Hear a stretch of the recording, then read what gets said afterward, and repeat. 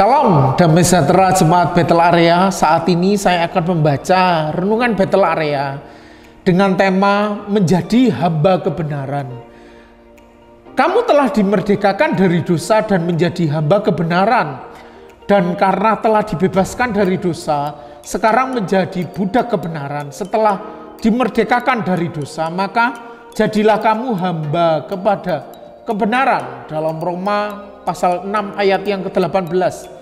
Banyak rintangan yang harus dihadapi seorang pemecah rekor pejalan kaki dari kota New York ke San Francisco di sepanjang perjalanan.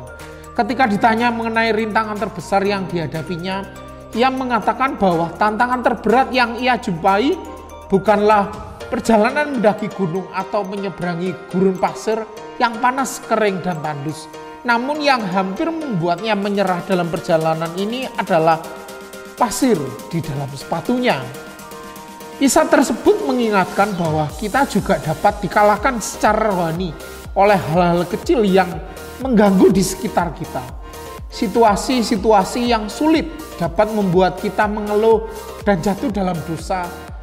Kita kadang membiarkan kata-kata yang kasar atau merendahkan ataupun kesalahpahaman dapat mengecewakan hati kita, termasuk juga membiarkan orang-orang di sekitar kita memberikan pengaruh kecil yang tidak benar bagi kita. Bukannya berkomitmen untuk menghindari dosa, kita terkadang malah berkompromi dengan hal-hal tersebut, dan pada akhirnya secara tidak sadar kita terus terjatuh dalam dosa dan menjadi hamba dosa. Perlu kita ingat dan sadari bahwa kita telah dimerdekakan dalam Tuhan dari dosa dan maut, sehingga kehidupan kita saat ini adalah milik Tuhan dan kita adalah hamba dari Tuhan dan bukan hamba dari dosa.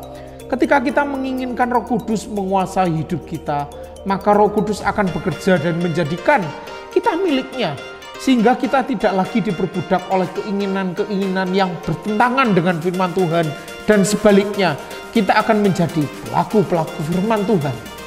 Oleh karena itu, teruslah untuk hidup sebagai hamba kebenaran yang menjalani kehidupan dengan dituntun oleh Roh Kudus untuk melakukan kebenaran-kebenaran firman Tuhan dalam kehidupan kita, sehingga kita dapat berkenan di hadapan Tuhan dan menjadi alat untuk kemuliaan nama Tuhan.